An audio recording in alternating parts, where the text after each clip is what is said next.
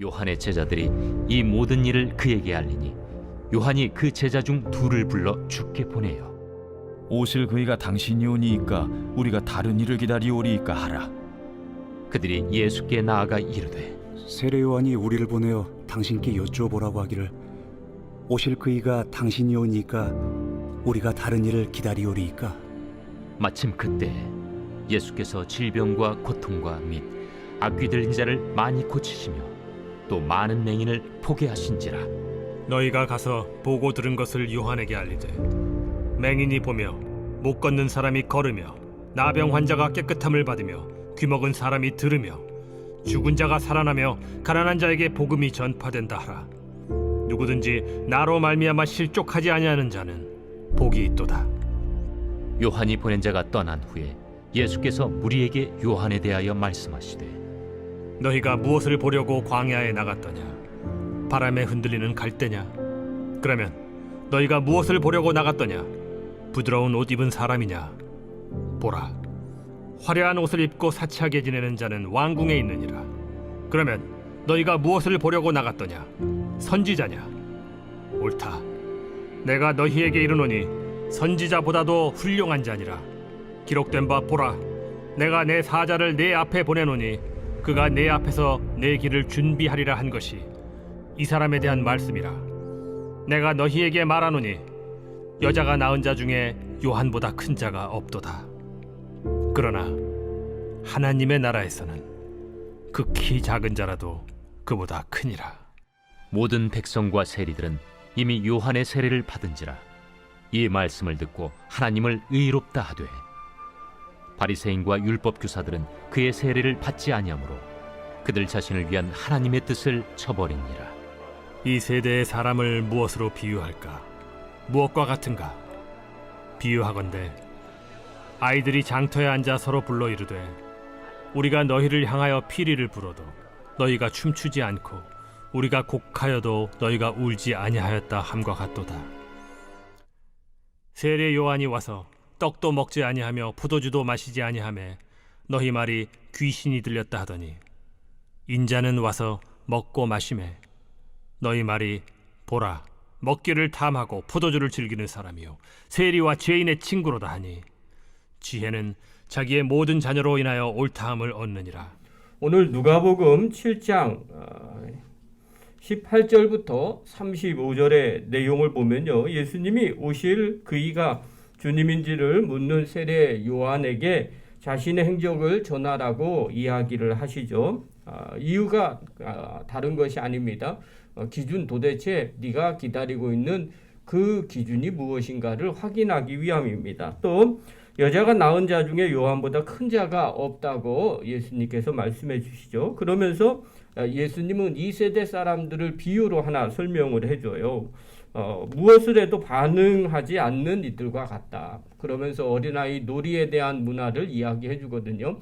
피리를 불면 춤을 추고 곡하면 같이 우는 척을 하는 그런 놀이 문화가 있는데 그렇게 하지 않는다는 겁니다. 피리를 불어도 웃지 않고 애곡해도 울지 않는 그런 세대, 바로 지금의 세대다. 반응하지 않는다. 이런 이야기를 하죠. 그래서 요한이 와서 세례를 주어도 받지 않고 또 예수님이 오셔서 죄인들과 친구가 되어도 그것을 비난하는 세대, 그 세대가 바로 지금의 세대다라고 얘기합니다. 그러면서 얘기하는 거죠. 아무리 좋은 복음이 전파된다 할지라도 반응하지 않으면 소용이 없다는 것을 말해주고 있는 겁니다. 자, 이 메시지는 정말 오늘날에도 귀합니다. 우리가 하나님의 말씀을 들어도 하나님의 말씀에 반응하지 않으면 아무 소용이 없어요. 그래서 가끔씩 그런 이야기를 해요. 예수님이 와도 어쩔 수 없다. 이런 이야기를 들을 때가 있어요. 그것은 예수님이 오시지 않아도 이게 진리의 말씀이고 하나님의 뜻인데도 정작 자기 마음에 결정하고 있는 것이 있죠. 그래서 그것을 받아들이지 다른 것을 받아들이지 않고 자기 주관과 자기 생각을 계속 관철하려고 하는 인간의 그 자기중심적인 생각이 그 안에 들어있는 거죠. 신앙생활 할 때 이런 분들이 의외로 많이 있어요. 그러면 주님의 뜻을 알고도 행할 수도 없고요. 주님과 동행할 수도 없는 일들이 일어나게 됩니다. 자, 오늘 본문은요, 감옥에 갇힌 세례 요한에 대한 이야기를 좀 나눌게요. 세례 요한이 제자들을 보내서 예수님이 진짜 메시아인지를 확인하는 장면입니다. 이 장면은요, 우리가 신앙생활을 하고 또 인생을 살아갈 때 의심이 들거나 회의가 들 때 어떻게 해야 되는지를 알려주고 있어요. 먼저 19절 한번 봅시다. 세례 요한이 의심이 들었던 것 같습니다. 19절 우리 한번 읽겠습니다. 시작. 요한이 그 제자 중 둘을 불러 주께 보내어 이르되 오실 그이가 당신이오니까 우리가 다른 이를 기다리오니까 하라 하매. 자, 세례 요한이 헤롯 안티파스의 미움을 받아서 감옥에 갇히게 됩니다. 자, 세례 요한은 어떤 사람이냐? 요단강에서 예수님께 직접 세례를 주었던 인물입니다. 이때 세례를 줄 때 하늘에서 음성이 들리죠. 그리고 내 사랑하는 아들이다 라는 소리를 듣게 됩니다. 또 자신은 스스로 고백해요. 예수님의 신발끈 풀기도 감당하지 못하는 사람이다 라고 고백을 한 사람이에요. 자신은 물로 세례를 줬지만 이 예수님은 성령으로 세례를 준다는 것도 요한은 알고 있었어요. 그런데 시간이 조금 흘렀어요. 예수님이 사역하시는 소문을 들었는데 감옥에서 의심이 든 거예요. 이걸 회의라고 말합니다. 긴가민가 하는 거예요. 믿고 싶은데 100%는 아니고 또 안 믿어지는 것도 아니고 뭐 이런 중간의 모습이죠. 그래서 요한이 제자 둘을 보내어 확인하는 겁니다.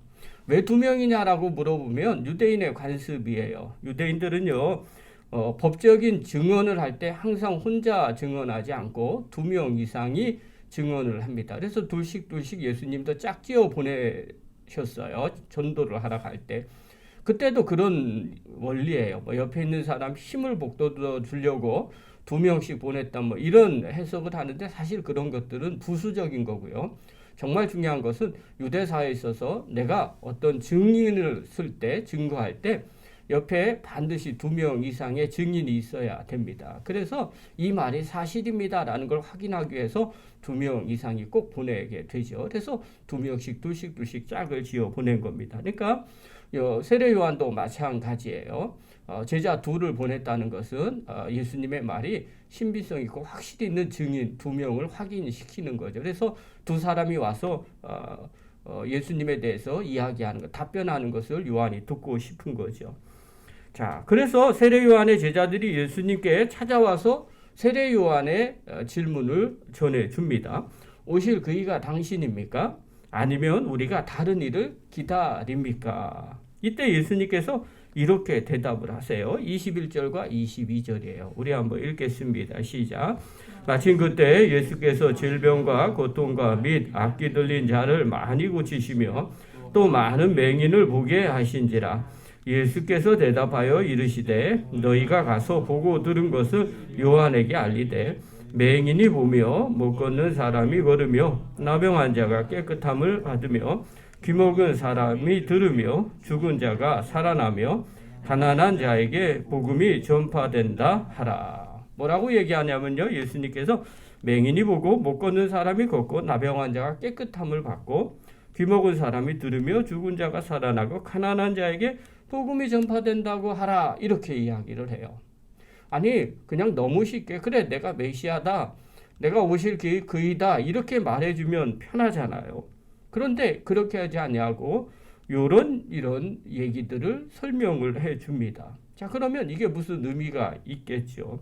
여러분, 맹인이 보고 못 걷는 사람이 걷고 이런 내용, 요 사건이 6가지의 이 사건은요, 이사야 35장 5절부터 6절, 그 다음에 이사야 61장 1절부터 6절에 유대인들은 다 알고 있는 내용들이었어요. 오실 메시아가 오시면 그분이 우리가 누군지는 잘 모르겠지만 그분이 이런 사역을 하시는 분이라는 것을 유대인들은 다 알고 있었어요. 그것이 바로 오실 메시아가 이 땅에서 다시 자신이 메시아라는 표징을 보여줄 6가지의 징표를 이야기하는 겁니다. 내가 메시아다라고, 내가 오실 그이다라고 쉽게 얘기해주면 좋을 텐데 예수님은 그렇게 얘기하지 아니하고 오실 메시아에 대한 예언의 6가지 표징을 그대로 보여주면서 그 얘기를 설명을 해줘요. 자, 예수님께서 왜 이렇게 반문을 하실까요? 이유는 다른 것이 아니에요. 세례 요한에게 확인시켜 주려고 하는 겁니다. 도대체 너 오실 메시아가 어떤 사람이냐고 생각하느냐라는 거예요. 자, 세례 요한이 왜 감옥에서 긴가민가 했을까요? 예수님의 겉에 있는 모습을 보니까 뭔가 메시아 같기도 하고 아닌 것도 같기도 한 거예요. 유대인들이 보기에는 왕으로 오시는 메시아, 다윗의 자손인 메시아. 그래서 이 땅을 정복하는 그런 메시아 상도 일부 갖고 있었어요. 그 모습을 보니까 아닌 것 같아요. 그러나 또 다르게 보니까 자기가 경험하고 알고 있는 걸 보면 또 메시아인 것 같기도 한 겁니다. 그러니까 예수님께서 분명하게 지적을 해주는 거예요. 정말 메시아가 어떤 분인지 성경에서 말하고 있지 않느냐. 명확하게 예수님의 표징, 메시아의 표징이 이런 거다. 이것을 확인해야 되지 않느냐. 그러면서 요한에게 책망 아닌 책망을 하는 거죠. 도대체 너 무엇을 기다리고 있는 거냐. 여러분, 우리가 긴가민가 할 때 늘 조심해야 될 부분, 또 다시 한번 점검해야 될 부분이 이 부분입니다. 정말 우리가 무엇을 기다리고 무슨 기준을 갖고 있느냐가 중요합니다. 우리가 제대로 아는 것이 꼭 필요해요.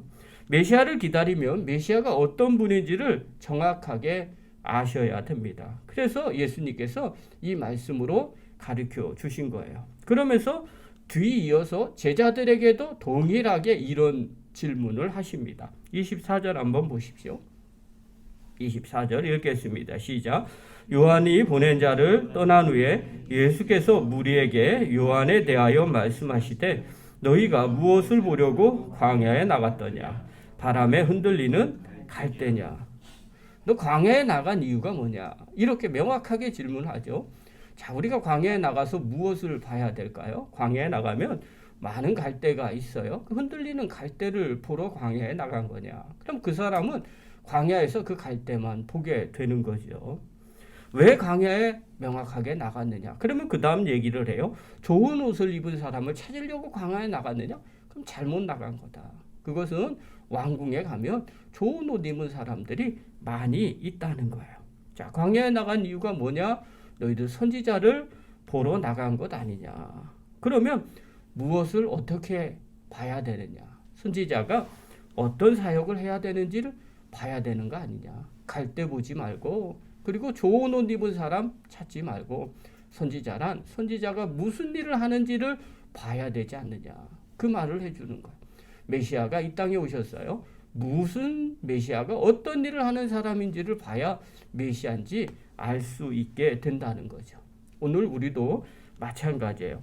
정말 내가 하나님의 자녀입니까? 내가 그리스도인입니까?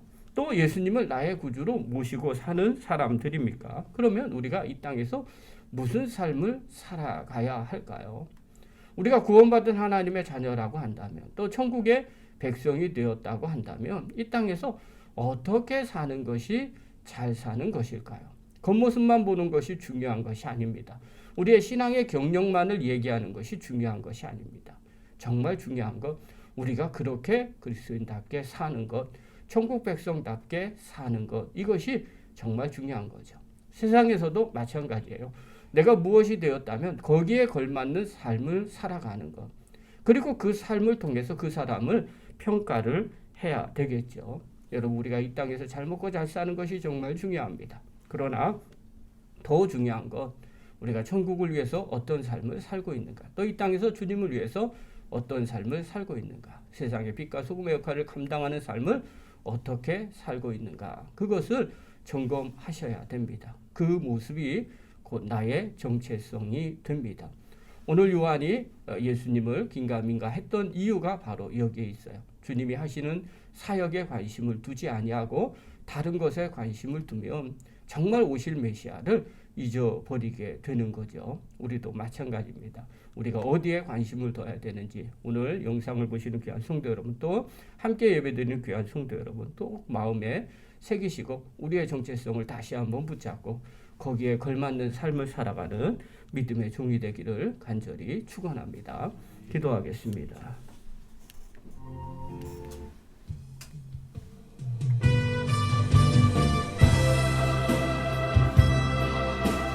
우리는 무엇을 보고 있습니까?